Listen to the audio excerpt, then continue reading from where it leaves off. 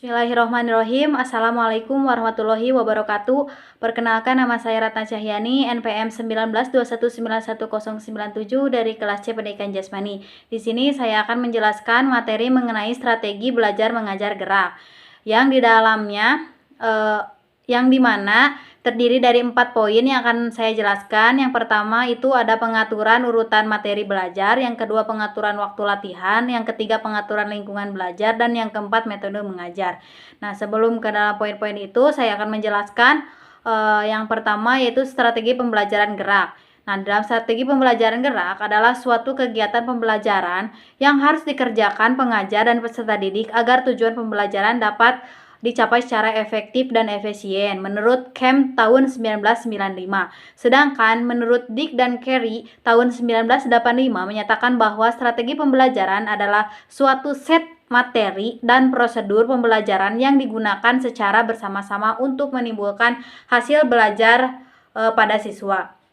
Nah, strategi pembelajaran ini merupakan hal yang perlu diperhatikan oleh seorang pengajar dalam proses pembelajaran. Ada 3 jenis strategi yang berkaitan dengan pembelajaran, yakni yang pertama strategi mengorganisasi isi pengajaran, disebut oleh Rigul, Bundeson, dan Merrill tahun 1977 sebagai struktural strategi yang mengacu pada cara untuk membuat urutan sequencing dan mensintesis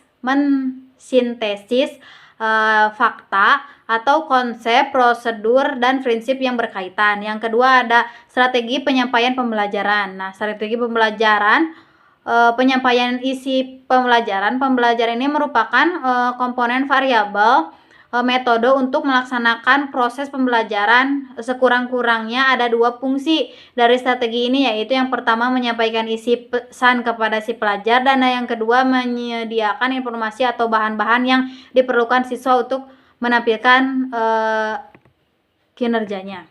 Yang ketiga ada strategi pengelolaan pembelajaran. Nah, strategi pengelolaan pembelajaran ini merupakan komponen variabel metode yang berurusan dengan bagaimana menata interaksi antara si pembelajar, si peserta didik ini, dengan variabel metode pembelajaran lainnya. Nah ya, langsung ke materi yang selanjutnya, yaitu tentang pengaturan urutan materi belajar. Nah, prinsip-prinsip yang perlu diperhatikan dalam memilih materi pembelajaran, yaitu yang pertama prinsip relevansi atau keterkaitan. Maksudnya, pembelajaran berketerkaitan dengan pencapaian kompetensi peserta didik.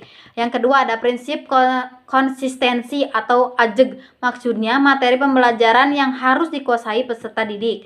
Yang ketiga ada prinsip kecukupan atau memadai. Maksudnya, materi pembelajaran yang memadai untuk membantu peserta didik menguasai kompetensi yang diajarkan, tidak terlalu sedikit atau tidak terlalu banyak, dan tidak terlalu luas atau mendalam atau sangat sempit atau dangkal. Nah, pemilihan materi pelajaran juga hendaknya dilakukan secara bertahap dan meningkat, yaitu dari materi pembelajaran yang sederhana meningkat pada yang rumit atau sulit atau kompleks ya. Dari yang kedua dari materi pembelajaran yang menggunakan tingkat berpikir rendah meningkat pada penggunaan kemampuan berpikir tingkat tinggi. Yang ketiga ada dari pembelajaran yang yang konkret atau meningkat menuju ke yang abstrak. Yang keempat ada dari materi pembelajaran yang umum meningkat ke yang khusus yang memerlukan analisis yang mendalam. Yang kelima ada menggunakan berpikir induktif mulai dari mencari fakta dan diambil kesimpulannya, dan deduktif mulai dengan rumusan konsep kemudian diuji berdasarkan fakta yang dapat diamati. Nah, materi yang selanjutnya itu pengaturan waktu berkaitan dengan seberapa lama siswa akan melakukan tugas belajar gerak. Walaupun waktu pula lah yang akan menentukan seberapa produktif lingkungan pengajar. Waktu pun perlu diperhatikan karena akan menjadi waktu yang tersedia, waktu yang dialokasikan, waktu aktif belajar, dan yang seterusnya. Materi yang selanjutnya itu tentang pengaturan lingkungan belajar. Nah, prinsip yang harus diperhatikan dalam pengaturan lingkungan belajar dan bermain yaitu Yang pertama, tingkat perkembangan anak. Yang kedua, stimulasi perkembangan anak. Yang ketiga, menghindarkan anak cedera. Yang keempat, informasi yang berkaitan dengan anak yang akan mengikuti kegiatan belajar. Yang kelima, ada kegiatan harus dilakukan anak yang berkaitan dengan tujuan khusus yang hendak dicapai. Nah, materi yang terakhir yaitu tentang metode mengajar. Ada beberapa faktor yang dapat mempengaruhi proses kegiatan belajar. Faktor-faktor itu ada yang terdapat pada diri sendiri, tetapi ada pula yang di luar kita. Dalam hal ini, faktor yang mempengaruhi proses belajar ada 7 menurut Hutabaers, yaitu yang pertama ada faktor kecerdasan, yang kedua ada faktor belajar, yang ketiga ada faktor sikap, yang keempat ada faktor kegiatan, yang kelima ada faktor emosi dan sosial, yang keenam ada faktor lingkungan, yang ketujuh ada faktor guru, yang udah yang 7 aja. Nah, yang selanjutnya ada fase belajar gerak. Nah, proses belajar bertujuan menguasai gerak keterampilan berlangsung dalam 3 tahap atau 3 fase ya. 3 fase belajar gerak menurut Fitz dan Faulkner, yaitu ada fase kognitif, asosiatif, dan fase otonom.